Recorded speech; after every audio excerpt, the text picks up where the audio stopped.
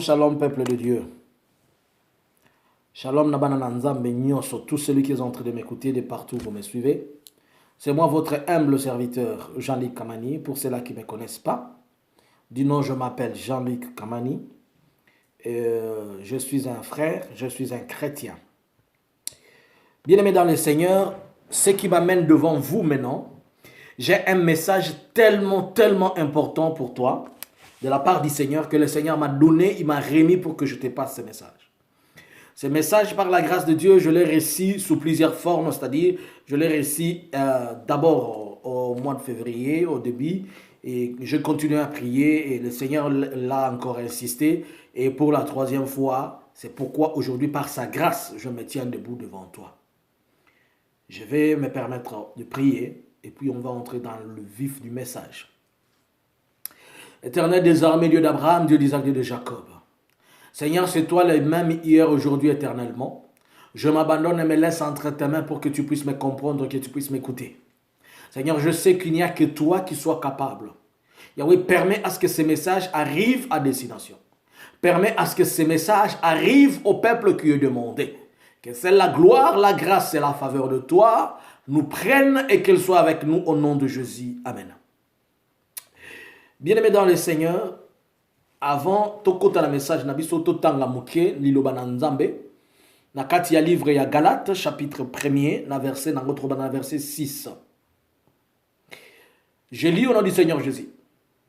Je m'étonne que vous vous détournez si promptement de celui qui vous a appelé par la grâce de Christ pour un autre évangile. 7. Non pas qu'il y a un autre évangile, mais il y a des gens qui vous troublent et qui veulent renverser l'évangile de Christ. 8. Mais comme nous-mêmes, quand un ange du ciel annoncera un autre évangile que celui que je vous ai prêché, qu'il soit un anathème. Amen. Bien-aimé dans le Seigneur, je viens de lire la parole de Dieu. La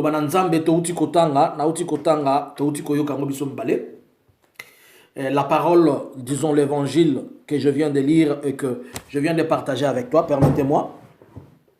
Ce message, nazolinga mutumoko oyakoyoka yango. Soko yebi koza chrétien. Soko yebi ko yamba yesu lokwa mokonzi pe mobikisi. Soko yo yebi ke osambelaka. Soko yebi ata mukolomoko kenda ata na ekodim. Ata mukolomoko yebi ke atoko takalisu makamwango te okipakalisu te mais au moins à chrétien. Message oyo eza pour la République démocratique du Congo, eza pour la Église corps de Christ la République démocratique du Congo, eza pour la bana ya Nzambe nyonso. Et puis na yebi que na mboka na biso nous sommes à 90%. Je dirais nous sommes chrétiens. Nous sommes tous des chrétiens. Au moins à 90%. À un certain moment, moi j'ai dit que même les kimbangistes sont chrétiens, bah ils représenter puisque Kimbangu lui-même était méthodiste. Mais Kimbangu atira kotika les kimbangistes ou bien les kimbangisme. Balobi que tout ce qui a un isme, c'est ce qui détruit. Tout ce qui est système. Message ni naza nango pona yo lelo. Nazala ki ya kolala. Et na oki mungongo zoloba nanga. On va faire du zoloba.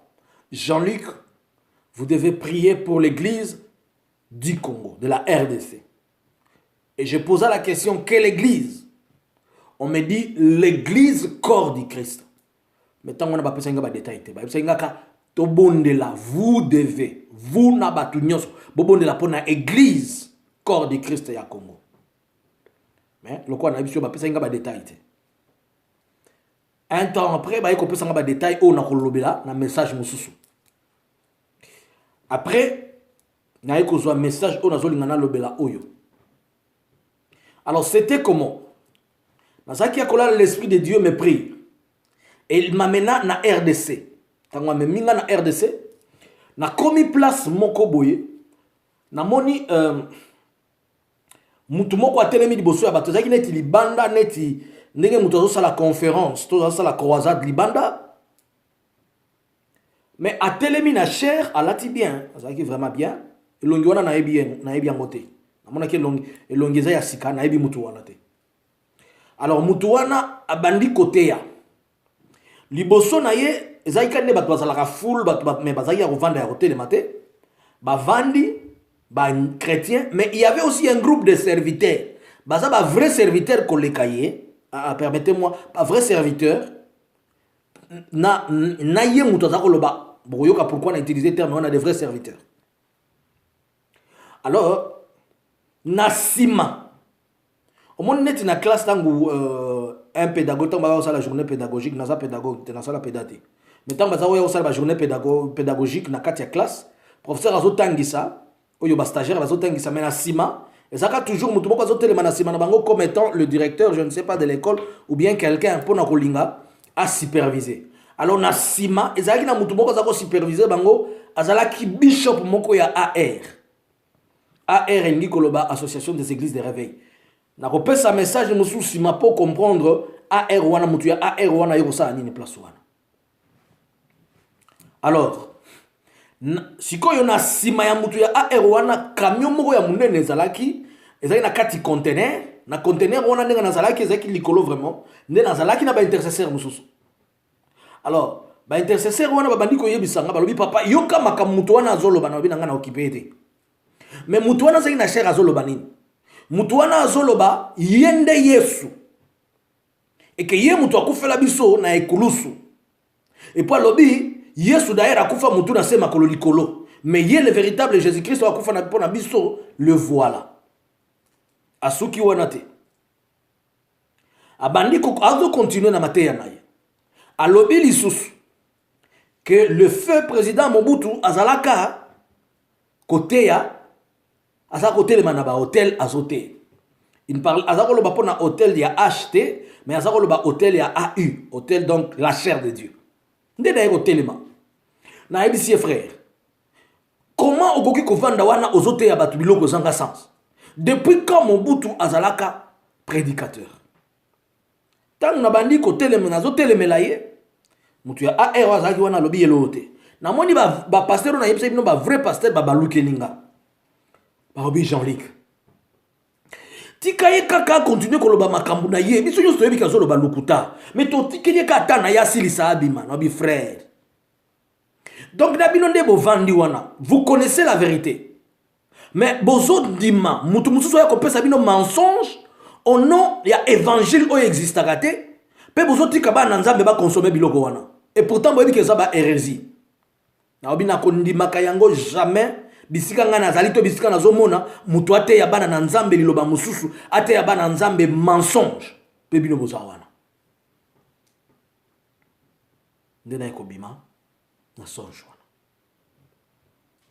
pour la première fois ba ngana loba pour la deuxième fois pe ba ngana loba pour la troisième fois alors tangu na comprendre que Dieu insiste nde yango na zoloba na yo intercesseur oyo zo kanga to mwana nzambe nyoso na kosenga yo biloko mibale soko silisi koyoka partager yango ezaloko la offrande na yo pe ezala évangélisation na yo sali na journée na mutu moko pesa na ndeko moko pe pesa na mutu mususu ekomela bandeko na biso na mboka mbisika nyoso toyoka message oyo. L'église corps de Christ na Congo est en danger makasi, nous devons prier pour ça. Tout le monde la pona église nazobanga biloko nazomona tangu Hérode akokota na kati akopanza biso et je sais que Hérode ako s'imposer na biloko nazobanga ba enseignement ya ba kalifa ba enseignement oyo ya ba scribe ba enseignement ya ba docteur de la loi oyo bazali na époque à Jésus-Christ ba kote ni biso tikana limbolela yo message wana lobini mutu wana azo représenter catégorie to genre ya ba faux serviteur to ya batu oyo baza na enseignement mususu tozongela liloba natangaki l'apôtre Paul alobi nini na Galates chapitre 1er verset 6 alobi je m'étonne de ce que vous vous détournez si promptement de celui qui vous a appelé par la grâce en Christ pour passer à un autre évangile. Abi nazoka moi. Comment bozana bo pete nyoso ya kobunga. Nazoka moi. Comment si facilement boke bimana bonzambe, boke na biloko za ya bonzambe te. Nazoka moi. Comment se fait-il que boyebi vérité mais na bo pete, na facilité, na conviction nyoso. Ba yebi tioka eloko boye, ondibi pokei. Oh na boy kokota dans la profondeur, il y a ba doctrine, ba enseignement mabé. Mais la Bible dit ici, l'apôtre Paul azotuna, mais comment na facilité nyoso? Yo muto tangaka, yo muto yamba yesu masia lokwa mokozi pe mobiki ici. Mais mutu moko azoya, azopesa yo biloko oyo eza na lumière ya écriture te, oyo eza na soubassement ya parole nzambe te, pe ondimi yango. C'est là l'apôtre Paul azokamwa. Nazokamwa na kati ya vision oyo namoni un genre de serviteur de Dieu, ba komi côté les mains. Akomi kolobaza nzambe. Totangana yo na livre ya Marc, ya Luc plutôt. Luc na chapitre 17. Oui, tikana banana verset 22 et l'obinini. Je lis au nom du Seigneur Jésus. Il dit aux disciples, des jours viendront où vous désirerez voir des jours du Fils de l'homme et vous ne le verrez point. Mikole koya, obokozana posa bomo na mwana na nzambe. Lokola ndenge na zali awa pe kokomate. Abakisi alobi, on dira, on ne dira point, il est ici, il est là-bas.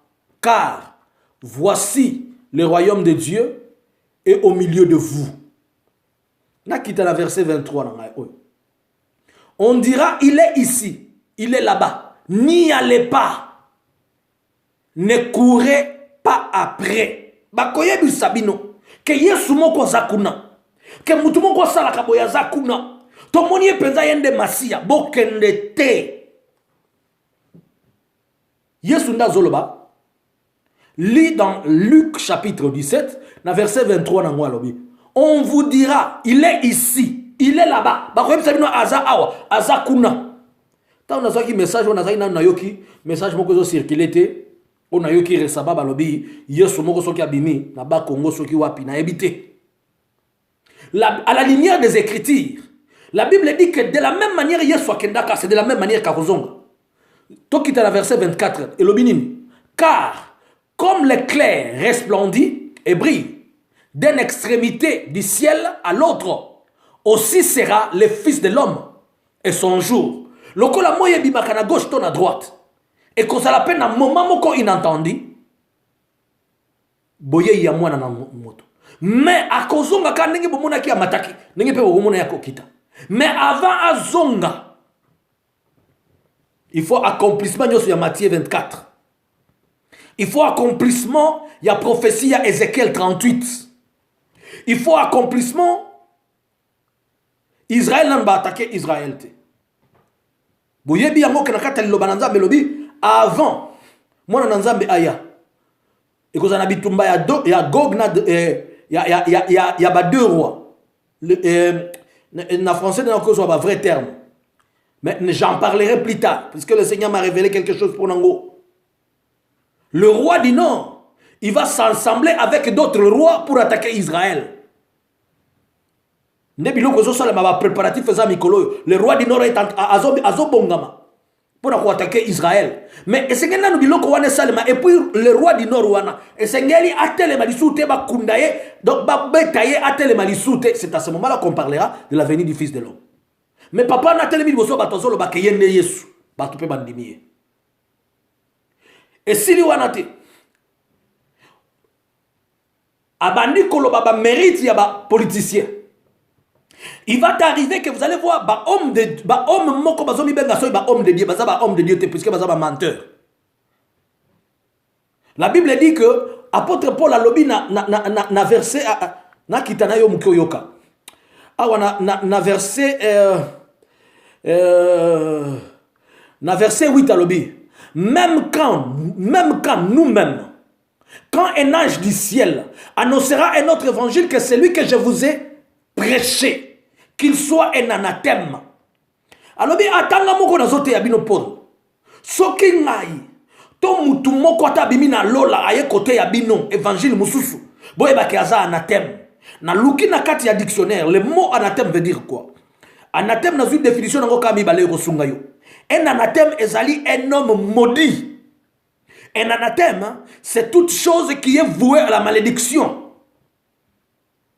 Un anathème, c'est une personne de malheur. Si ko yo mutu na malédiction wana, soki ayeli bino évangile nyonso eza ya nzambe te, bondima ye te. Il ajouta dans verset 7 à l'obi.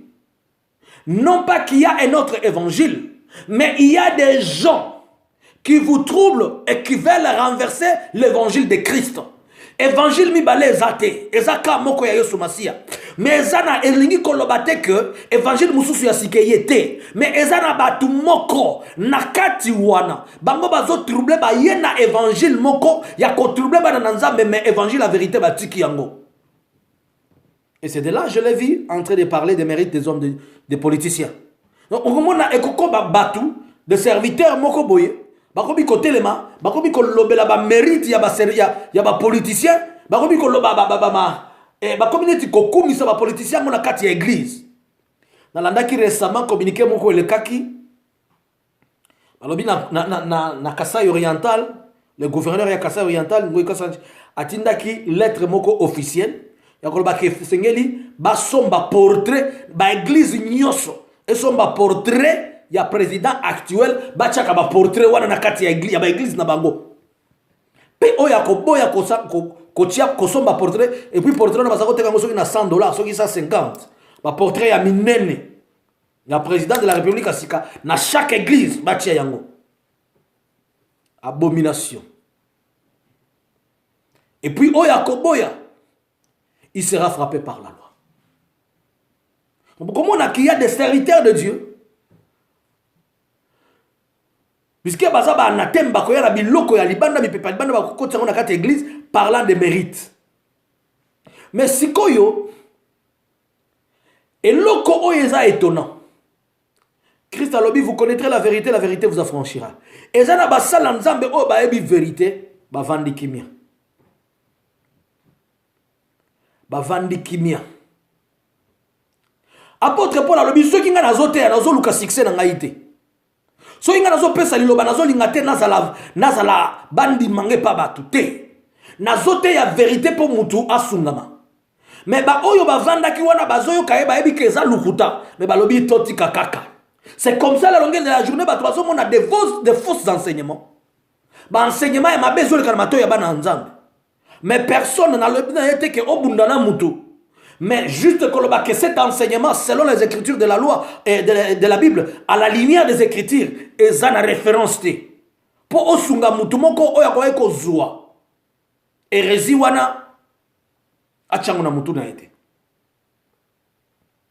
Mais ba yebi vérité ba vandi kimia. Ba boyolo. Pe ba lingi mutu mususu wa telemate aloba.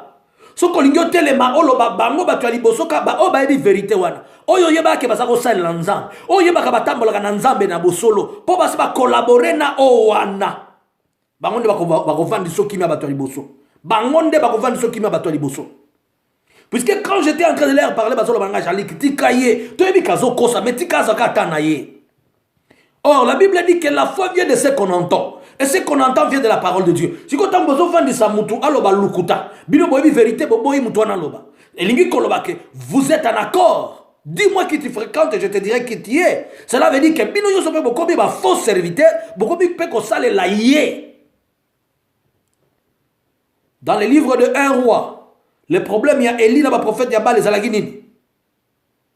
Puisque ba prophète ya Baal bazako lakisa que Baal nde nzambe. Le prophète a starté, qui a starté Nzambe. Alors Elias tout se détourné vers le véritable Dieu, Balingité. Et aujourd'hui, voilà et l'autre qui a frappé son accord de Christ dans l'église du Congo. Voilà et l'autre qui a simba biso. Mensonge est belé, peut-être mon mensonge en totiki yango.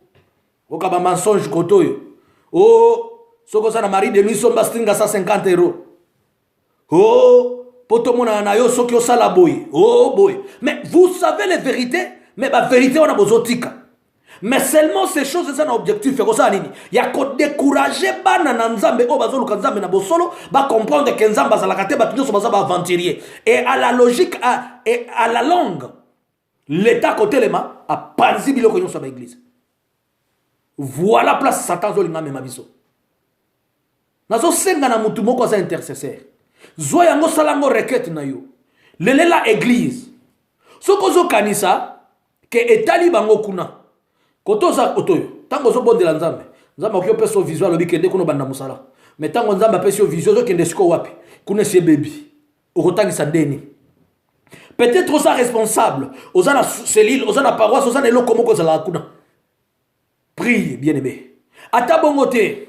Litomba ni to zonyo so mokili bande kono ngomoko ba ke lifelo. Bonde la pona bande kona yo. Ke ba mauvais enseignement oyo, na ba mauvais doctrine oyo. Mutu wana vanisa yi bango na pamba te. Peut-être apesa yi bango mbongo. Faut apesa yi bango eloko moko. Ya okanga bango matoyi, ya okanga bango minoko. Que celui qui vous prêche notre évangile, que celui-ci, qui soit considéré comme un anathème. Et curieusement, ba ene na biso, ba o bazalaki wana zalaki ba yaya nanga.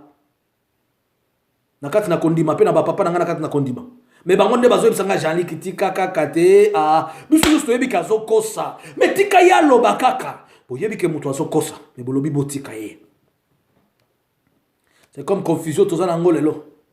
Et comme à un certain moment balobi to boy ba prophète nyonso puisque ba prophète nyonso ba komi ba prophète alokuta to di ko yoka mutute biso nyonso ba janlike to vanda kimia muto ko bazali sute so qui héros d'atelemi so qui héros d'atelemi tango ko s'associer na ba khalifa wana bazaka déjà corrompu ba pharisien wana bien aimé dans le Seigneur na zolo bana mutu moko la Bible dit apôtre Paul azotuna ndengeni na bopete na malembe na douceur bozo bima na kati na nzambe boke na évangile mususu oza alukuta boyi bi évangile ngwa alukuta ze belé bozo ya mango pona nini nazo na tena détailler ba évangile alukuta toni boye bi yango mais pourquoi bozo ndima yango na bopete nyoso zonga nazo bondela nzamba sunga yo zonga. Oui, c'est qui juste première partie à message. Nazo senga na yo. Après que yo ka message yo partager mon amutu moko. Ceux qui nous allons abonner, abonne-toi. Que Dieu te fasse grâce et que Dieu soit avec toi. Objectif à message yo. Eza oloba na mutu moko. Atika koyoka de mauvais enseignements. Atika pe kolanda ba faux serviteur wana bana kombo ya le vrai serviteur de Dieu. Alors que Nzambe, il y a encore 7000 autres serviteurs qui n'ont pas encore fléchi et que Dieu cache. Mais ba foka loko ande bazobima, loko ba missile, loko asoki nini, ba kepe ba lobby. Moyen paye, lelo, et comme un sur 10, ozo ya solo tozo ya lukuta, toyebite, ceux qui ya solo zanani, ceux qui ya lukuta zanani, mais yeso loba qui laisse seulement, nyoso ekola ensemble. Na ya mabe na ya malamu, mukolo wana, ninga mona ko chango boy. Mais dans l'entretemps, tu m'y bondes là. Tu l'ingate, tu subir les conséquences de la prophétie. Dans la deuxième partie, nous avons la présence, il y a la paix, ou une autre chose pour lesquelles nous avons l'église. Puisque l'église est cause d'un problème. L'église est cause d'un problème parce que puisque l'église, ils ont empêché biloko mingi ya bo satana et saleba. Il y a même des projets où il fallait ça à la fin de l'année en année. Mais nous avons à faire avorter yango. Alors dans le monde a tenu tant bazo mona que nous avons combattre na tina peuple na ye. Et c'est comme ça qu'ils vont continuer à chercher à nous faire du mal. Bien aimé dans les Seigneurs. Les alikambo Jean-Luc était. Les alikambo pasteur était. Les alikambo frère était. Les alikambo mutumo était. Les apona biso nyonso. Que le Dieu d'Abraham, le Dieu d'Isaac, le Dieu de Jacob a pambola. Tout bon de l'ensemble. Seigneur, nazo bonde la pona ndeko moko alandi message. Seigneur, nazo résister cet esprit tel que tu me l'as dit Yahweh. Mutu oyo azolinga aya na ba enseignements renversés, des enseignements troublants, des hérésies de la foi. C'est un anathème qui s'infiltre entre nous, Seigneur. Nazolo bana yo kwa mokonzi pe mobikisi. Banda ko briser makasi na ye nyonso. Na kombo na Yesu. Seigneur, quand l'autorité va chercher à ce qu'il nous fasse du mal dans ces pays, peut-être son makasi, peut-être son gouya. Au nom de Jésus. Amen. Ce qui aussi si vous avez un message, partagez mon amour. Mi abonné à la chaîne Oyo. Chaque samedi à partir de 19h, heure de l'Europe. Dans la cana 1h, il y a parole, na prière. Ce que vous attend, c'est joindre na biso. Et au lieu de partagez les messages. Na sengi offrande na ngaïté, offrande du prophète, na sengi okaka, offrande na ngaï ezako partager message. Na pamboli mutu nyoso, na pamboli ndeko mobali lokwa ndeko mwasi, na pamboli nyoso ya yokinga. Mozali si ya likolo pe na se azala bino na kombo na Yesu Kristo Masiya mokonzi pe mobikisi. Amen. Shalom. Ezala ki ngai ndeko na bino mobali, leki na bino, ya na bino, serviteur na bino, frère na bino. Na kombo ya Jean-Luc Kamani. Ciao, je vous aime bien. Shalom.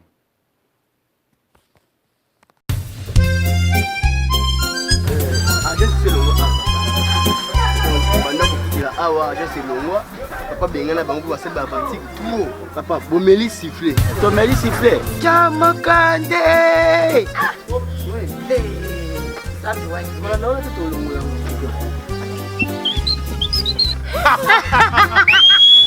Amélie siffler.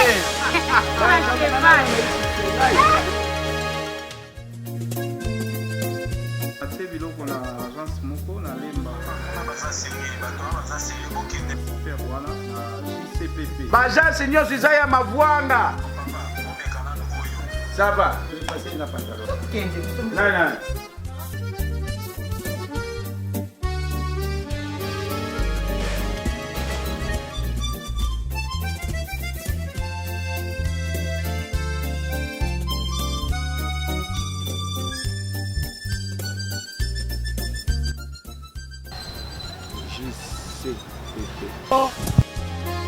Nina yo malamu tu ya kuzwa bilo. na moni yangu peke Mona yangu lukula boni. Yangu wana. yo Bonjour papa et maman. ah bonjour Prenez place. ah Prenez ah place. merci Bofanda. ah kuvanda Pesa biso code na bino. ko jangu wana Lamu keka papa. C'est Makaya Mayuma. C'est ngai yote o ngai nde ça carte de lecteur papa. Papi. Logo ya deux colis oyo hein. Papa Makaya Mayuma, tala Makaya Mayuma. Papa, bo baloka na sima na dépôt boza biloko na. Yewana JCPP mokonzi ya ba agence nyonso yende kilo ya makambo ya kotinda biloko pe kozwa ata oza na nombre ba conteneur eboni tala dépôt na biso okomona confiance JCPP la rapidité la sécurité oyo asilisi kolela ya bato makambo na bino susi ya ba agence esili epai na biso tala biloko ekokita moto aza na esengo kuna tozwami wapi toza na France toza na Suisse toza na Allemagne tala bato bakosepela azwi andimi te epai na biso bokesene ezali